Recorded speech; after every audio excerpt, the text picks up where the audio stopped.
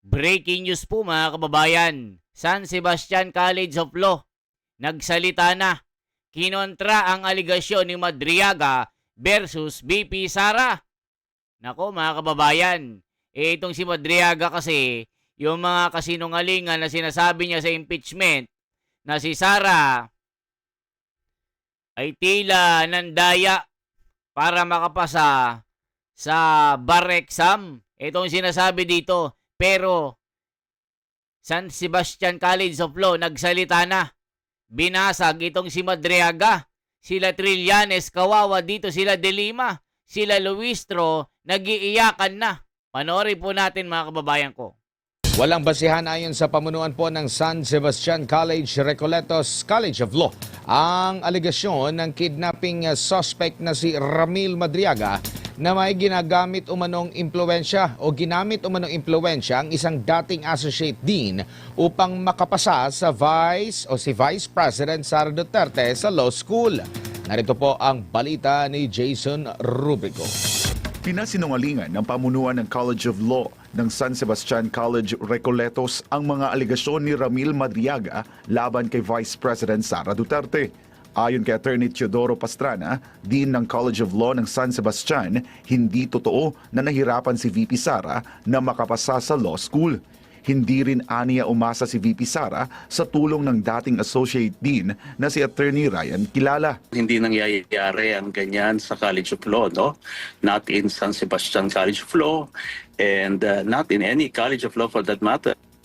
No, pagdating sa integridad ng mga academic requirements, no, at talagang palagay ko medyo malabo at hindi totoo itong kiniklaim nitong si Mr. Madriaga tungkol doon sa academic performance ni Vice President Sara Duterte.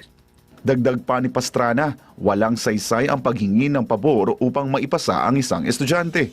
Aniya, haharap din ang mga ito sa bar examinations kung saan nasusukat ang tunay na kakayahan. So talagang pointless na ipapakiusap mo lamang na pwede bang ipasa mo na lamang ito. Wala talagang ganon kasi magkakaproblema ka rin naman sa bar examination. So alam ng lahat yan. Alam ng profesor, alam ng estudyante, kaya hindi ginagawa talaga.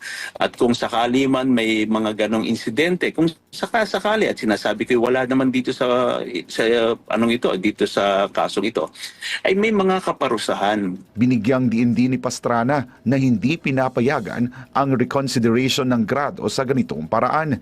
O, kita nyo mga kababayan, sino ba namang bobo, sino ba naman tanga o bobo na din na kausapin lang ng estudyante ipapasa na, bobo tanga.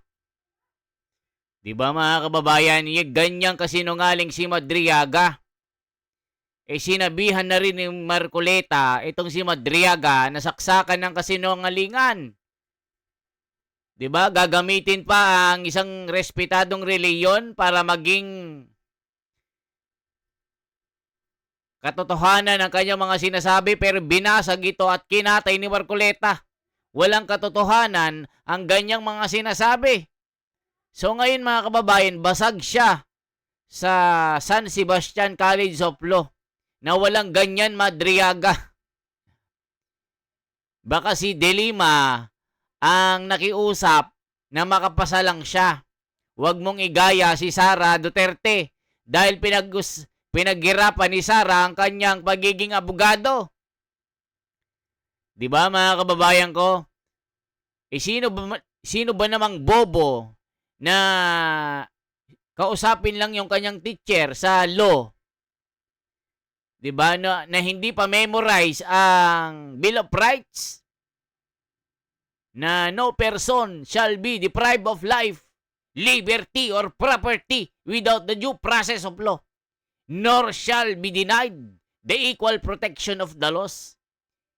Stock knowledge po yan, general information ng Bill of Rights, mga kababayan.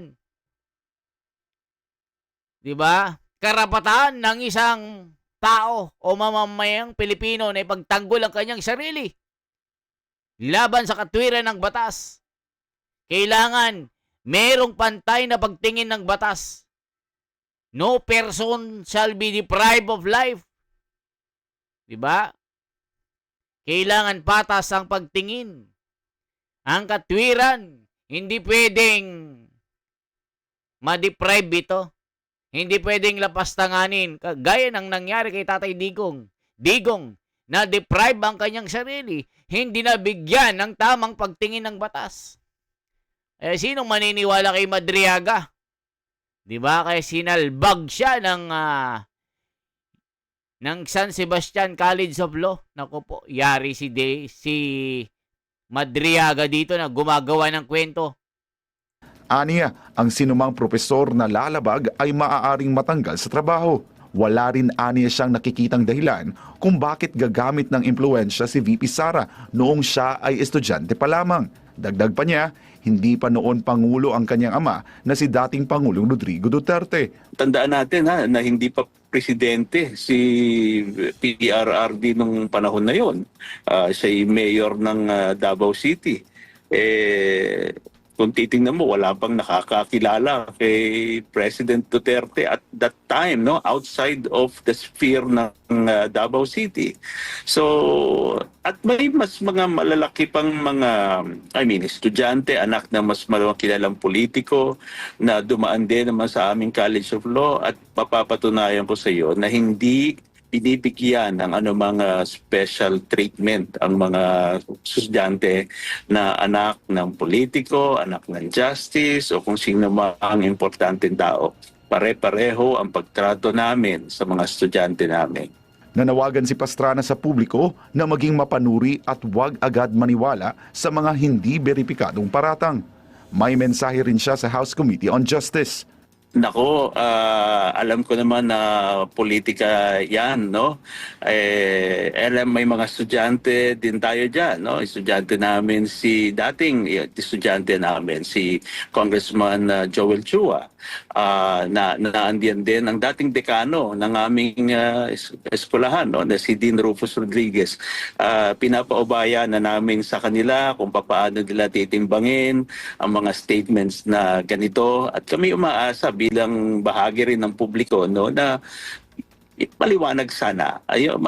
Maliwanag at may basihan kung ano man ang kahantungan itong pagdinig na ito. Sa ngayon, ayon kay Pastrana, hindi pa napag-uusapan kung magsasampa sila ng kaso laban kay Madriaga. Naniniwala rin siyang may bahid ng politika ang mga isyong ito. O, kita nyo mga kababayan, panibago na namang kaso ang makakaharap o haharapin ni Madriagang sinungaling. Anong sinasabi ng mga tao dito mga kababayan ko? Alam naman ng buong Pilipinas na politika ang dahilan kung bakit nagagamit itong mga convicted criminal para siraan si VP Sara Duterte. Sabi ni Alona Espiritu. Esther Madas, pangsira lang yan sa kredibilidad ni Sara. Ganyan sila kadesperado. Politics issue. Sabi ni Esther Madas, panirang puri na ginagawa nila. Sapat, dapat kasuhan yang Madriaga na yan at ang may hawak sa kanya. Nakakahiya sila. Halaka, mga kababayan ko, tuloy natin. Nauna nang itinanggi ni VP Sara ang naturang aligasyon. Iginiit niya na nakapasa siya sa bar exam noong 2005 sa kanyang unang take na may general weighted average na 80, 5 puntos na mas mataas sa passing rate.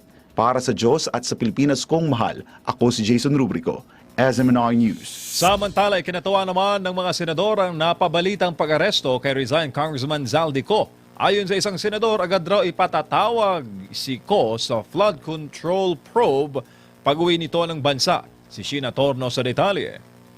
Kinumpirma ni Pangulong Ferdinand Bongbong Marcos Jr. sa kanyang Facebook account na nahuli na umano si dating Ako Bicol Party List Congressman Zaldico sa Prague, Czechia. Ayon sa Pangulo, tinangka umano ni Ko na pumasok sa Czech Republic nang walang kaukulang dokumento. Kasalukuyan na umanong nasa kustodiya ng mga otoridad sa Czech Republic si Ko matapos siyang maharang sa German border.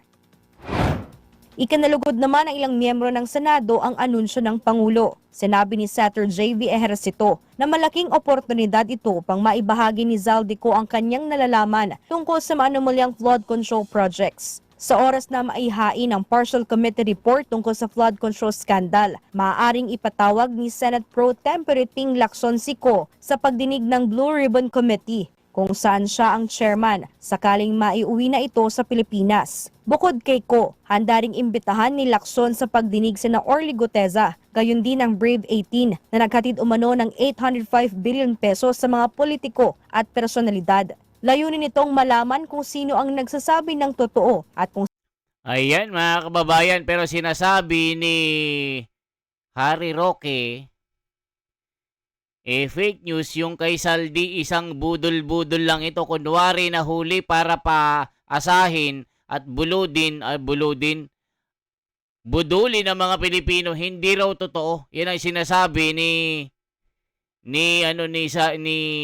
Harry Roque. Walang picture kasi, walang video, wala man lang interview dito. So maraming nagdududa na itong pagkakahuli kay Saldico ay isang budol. Kaya mga kababayan, anong masasabi nyo dito? Mag-comment po kayo. Ano naman sinasabi ng mga tao? Grabe talagang paninira nila kay BP. Ano naman, sadya lang talaga magaling si BP. Ayaw lang nila tanggapin, nakakaloka talaga sila. Pati integridad ng San Sebastian Law School, sinisiraan ni kidnapper witness Madriaga. Ano na lang ang magiging tingin ng taong bayan sa mga abogadong graduate ng San Sebastian? Nagbayad kaya pumasa? Naku po. Impeachable offense ba yung law school records? Bakit pinag-uusapan pa? Sabi naman ni Juan Cruz, gobyernong sindikato sistematiko ang nakawan, lahat may patong, mga halimaw na nag-anyong tao. Ayan mga kababayan ko. For transparency, for a better democracy. Isang comment, isang like, isang share po. Ito po si The Wonders Philippines. Salamat po mga kababayan.